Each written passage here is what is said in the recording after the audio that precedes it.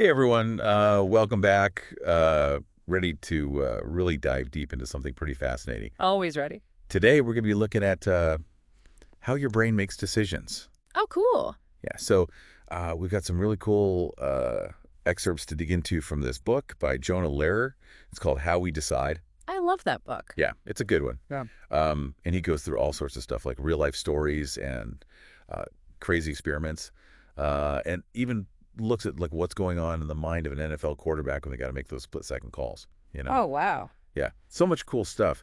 But before we get into all that, we often hear about making decisions based on logic, right? Right. But it turns out it's way more complicated and interesting than that. It definitely is. Yeah, Lehrer challenges this whole idea of us having like a purely rational brain Yeah. and shows just how important emotions really are. Yeah, they're way more important than we often give them credit for. Right. It's kind of crazy when you think about it. Yeah. Like imagine a pilot dealing with an engine fire mid-flight.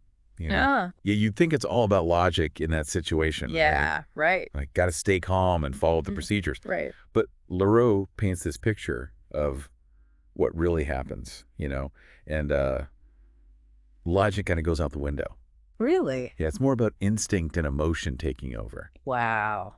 Yeah, those split-second decisions, I see. like logic just can't keep up in those moments. Right, it's too slow. Exactly. Hmm. So it's kind of cool to realize that emotions aren't actually the enemy of good decisions. Yeah. Like they're a vital part of the process. It can even be life-saving. Exactly. And Lehrer, he backs this up with some really compelling evidence.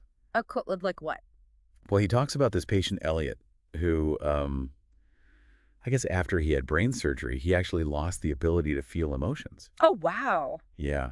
And the crazy thing is after that, he couldn't even make simple decisions. Really? Like even like what to eat or what to wear. Oh, wow. So he could think things through, but he just couldn't actually make a choice. Yeah, it was like he was paralyzed by indecision.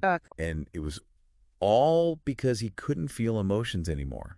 That's wild. Yeah, and it all kind of points to this part of the brain called the orbital frontal cortex, or OFC, I guess. OFC. Yeah, and this part of the brain is what connects our feelings to our thoughts. I see. So it's like quietly shaping our choices without us even realizing it. Oh, wow. That's crazy. Right, so it's like our emotions are kind of working behind the scenes all the time. So we're not as rational as we think we are? Nope, not even close. Wow. But okay, so emotions are key. We're getting that. Right. But here's where it gets even more interesting. Okay, I'm listening. So Lehrer argues that our emotions aren't just random. Okay. They're based on predictions that our brains are constantly making. Our brains are predicting the future. Yeah, in a way. Interesting. How does that work? Well, there's this brain chemical called dopamine. Oh, yeah, I've heard of dopamine. Yeah, and it gets released when we experience something rewarding or unexpected. Okay, so it's like our brain's reward system. Exactly. It's a Yeah. little shot of pleasure. Makes Yeah, and Lehrer brings up this story about Lieutenant Commander Michael Riley during the Gulf War. Okay. And Riley's dopamine neurons, like, fired when they picked up on this unusual blip on the radar. Okay. And it ended up, like, leading him to make this life-saving decision. Wow. So his gut feeling basically saved the day. Yeah, so it's like our brains are always trying to predict what's going to happen next, based on our past experiences. Right. And when those predictions are wrong, boom, dopamine kicks in and we learn and adapt. That's so cool. Right. It's pretty amazing. It is. And there's this other experiment that Lehrer describes with rats in a maze. Oh, rats in a maze. That's a classic. Yeah, and they're learning to find food. Right. But the crazy thing is that these rats actually outperformed Yale students who were trying to figure out a perfect pattern in the maze. Really? Yeah, the rats just focused on like the most likely reward location. Makes sense. But the students, they were trying to like overthink it and find this perfect system, Oh, I see. and they ended up stumbling. So the rats were more efficient by just going with their gut. Exactly. Wow. So sometimes it's better to just trust your instincts instead of overanalyzing everything. So like those rats in the maze. Yeah, exactly. But there's a catch, right? Emotions aren't always the perfect guide. Right, right. They can lead us astray sometimes. Yeah, so that's where we get into things like the hot hand fallacy in basketball. Oh, yeah, the hot hand fallacy. Yeah, have you heard of that? Yeah, it's like when a player's on a scoring streak and everyone thinks they're more likely to make their next shot. Exactly. It just feels intuitive. Right, like they're in the zone. But is it actually true? Well, it turns out that research shows there's no evidence to support it. Really? Yeah, each shot is independent of the last one. It's like flipping a coin, basically. Oh, wow. But we crave patterns so much that we see streaks even in totally random events. So we're basically tricking ourselves. Yeah, our brains are looking for patterns even when they don't exist. And why do we fall for it then? Is dopamine to blame again? You got those unexpected rewards, like sinking that unlikely shot trigger dopamine, which makes us feel good. Okay. And that good feeling tricks us into believing in the hot hand. So we're basically chasing that dopamine high. In a way. And Yeah. this has like major implications, right? So especially when you think about something like slot machines. Oh, yeah, slot machines are designed to exploit that. Exactly. They're unpredictable, which keeps those dopamine hits coming. Right, and that's why they can be so addictive. Yeah. Yeah, and Lehrer, he talks about this story about Anne, a Parkinson's patient, whose medication actually boosted her dopamine levels. Oh, wow. And this made her incredibly vulnerable to like the allure of slots. Oh, no. Yeah, and it led to a really difficult struggle with addiction. So it's like our brains are wired to seek those unexpected rewards, but that same wiring can also lead us down a dark path. Yeah, exactly. Especially when randomness is involved. Right, we got to be careful. They do. So it's a delicate balance. It is. Okay, so we've been talking about how our emotions can like really influence our decisions sometimes in ways we don't even realize. Right, it's like they're working behind the scenes. Yeah, and now we're gonna get into this thing called loss aversion. Oh, yeah, loss aversion. It's a fascinating one. What is that all about? Well, it's basically this quirk of human psychology where the pain of a loss like really hits us harder than the pleasure of an equal gain. Interesting. Yeah, and it's not just about money either. It affects how we approach like all sorts of decisions in life. Okay, so how does this loss aversion like play out in the real world then?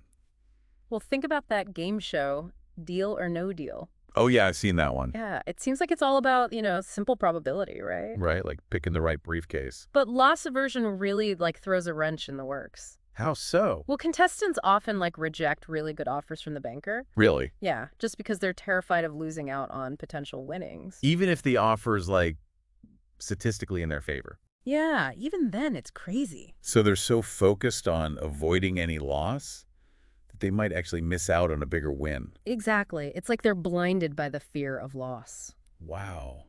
That's kind of wild. I could see how that could happen. Yeah, it's a powerful force. Have you ever seen those experiments where they have people like demand way more money to win a coin toss than they'd be willing to lose? Oh, yeah, that's a classic example of loss aversion in action. Right. It just feels like that's totally what's going on there. It totally is. And this tendency to like overvalue potential losses can have a huge impact on like how we invest too. Really? Oh yeah, think about it. Have you ever held on to a losing stock for way too long hoping it would like magically bounce back? Oh, yeah. Totally been there. Or maybe you sold off a winning stock too quickly just to lock in a small profit. Uh-huh. Done that too. It's like we're so afraid of losing that we make decisions that might actually hurt us in the long run. It's almost like we're working against our own best interest. It is. It's a surprisingly common experience. So how do we like break free from that? Well, it starts with awareness, just recognizing that this bias exists. Right. And it's not just us regular folks either. Really? Oh, yeah. Even the experts fall prey to it. Wow. Like who? Well, Lehrer talks about how even Harry Markowitz, like a Nobel Prize-winning economist, Oh, way. yeah, he literally developed a theory about rational investing. And he still fell for it. He admitted to falling prey to loss aversion in his own personal finances. Wow, if a Nobel Prize winner can get tripped up by this, it just shows how powerful these emotional biases can be. They're incredibly powerful. It's like they're wired into our brains. So it makes you wonder, like, what other everyday situations are influenced by this kind of thinking? Well, let's shift gears a bit and talk about something we all face the challenge of resisting temptation. Okay, I'm listening. And there's no better example than the ubiquitous credit card. Oh, yeah, the credit card, such a convenient tool, but definitely a potential trap if you're not careful. Oh, exactly. Lehrer introduces this financial counselor, Herman Palmer, who uses a jar full of shredded credit cards to illustrate the dangers of debt. Oh, wow. That's a pretty powerful image. It is. It's a visual reminder of how easily things can spiral out of control. I could see how that would make an impact. So how do credit cards like tap into our emotional brains? Well, they cleverly delay the pain of payment. Oh, I see. Yeah, you get that instant gratification of buying something you want, Right. but the negative feeling of actually spending the money is pushed off into the future. It's like you're tricking your brain into thinking it's not really spending money. Yeah, and then those bills arrive and reality sets in. Ouch. Lehrer talks about some research by Jonathan Cohen that shows like the actual neural battle that happens in our brains. Oh, wow. Yeah, when we're faced with choosing between an immediate reward and a delayed reward. Interesting. So it's like a tug of war between different parts of our brain. It is the emotional part wants that instant gratification, Right. but the rational part is trying to think about the long-term consequences.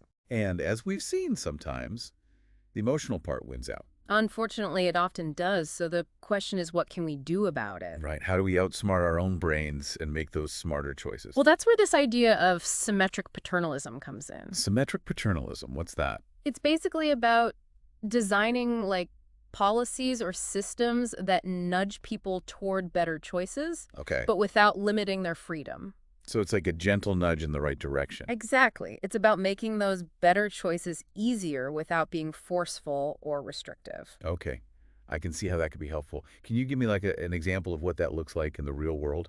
Sure, think about something as simple as arranging a cafeteria so that the healthy food options are like placed at eye level. Oh, that's over. Yeah, it gently nudges people toward a healthier choice, Right. but it doesn't take away their ability to choose whatever they want. I see. So it's all about making the healthy choice the easy choice. Exactly. And what about this credit card conundrum?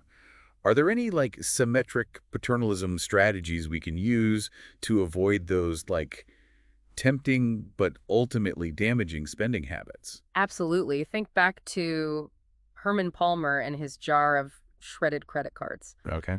One of his biggest pieces of advice is to pay with cash whenever possible. Got to make sense. Yeah, it brings that immediate pain of payment back into the equation. Yeah. So you think twice about those impulse purchases. So it removes that buffer that credit cards create between the purchase and the actual spending. Exactly. You're forced to confront the cost right then and there. That's a great point.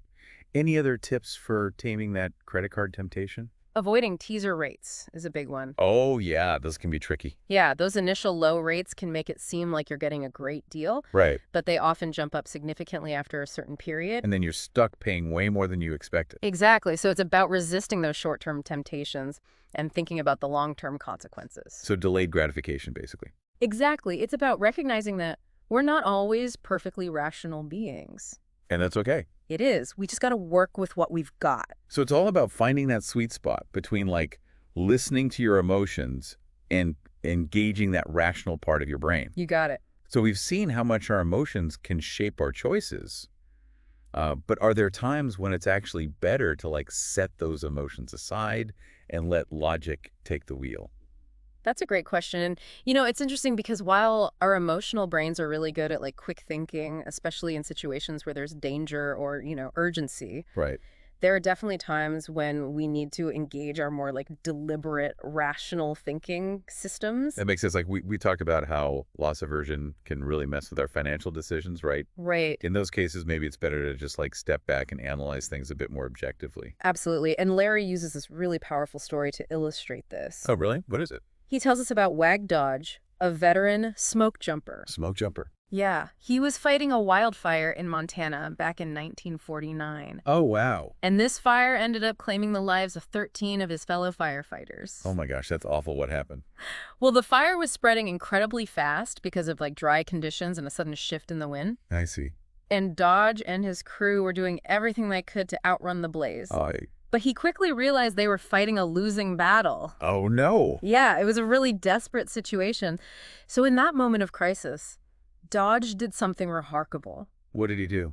Instead of giving in to panic, Yeah. he stopped running and made a calculated decision. Wow. So he like thought it through. He lit a match. He lit a match. Yeah, and started a new fire. Wait, he started another fire? He did a smaller controlled burn right in front of him. Why would he do that? His crew thought he was crazy at the time. I bet. But Dodge understood that fire needs fuel to burn. Right. So he created a safe zone for himself by burning away the vegetation ahead of the main fire. Yep. Yeah, and then he lay down in the ashes of his escape fire and waited for the inferno to pass around him. I can't believe that worked. I know, right? It's incredible. Dodge emerged from the ashes virtually unharmed. Wow. His escape fire actually became a standard firefighting technique. Really? Yeah, and it saved countless lives in the years since. So he basically outsmarted the fire with logic. Exactly. It's a powerful example of the life-saving potential of rational thought, even in the face of extreme danger and fear. That's an amazing story. But how can we apply this to our own lives? I mean, it's not like we're facing down wildfires every day. It's about recognizing those situations where relying solely on our gut feelings could lead us down the wrong path. Okay. Times when we need to step back, take a breath, and let our rational minds guide us toward the best course of action. So like when we're tempted to make a big purchase we can't really afford, Exactly. or maybe considering an investment that seems too good to be true. Precisely. Those are the times to really pause and engage that logical part of our brain. So it's not about becoming like emotionless robots. No, not at all. It's about understanding the surprising science of decision-making, Right. knowing when to trust our gut and when to call upon the power of reason. It's all about finding that balance.